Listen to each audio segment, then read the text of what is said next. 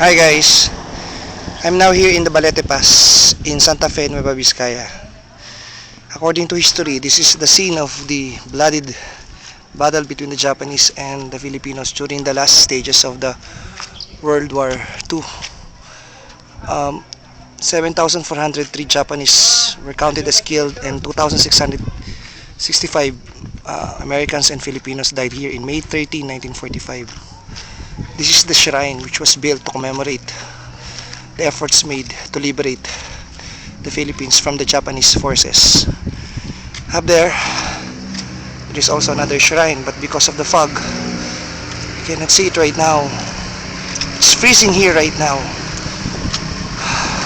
This is also the boundary, the Dalton Pass is the boundary between Region 2 and Region 3. This is otherwise called as the Dalton Pass and Dalton Shrine. Again, this is the Balete Pass Tourism Complex of Santa Fe, Nueva Vizcaya. Bye guys.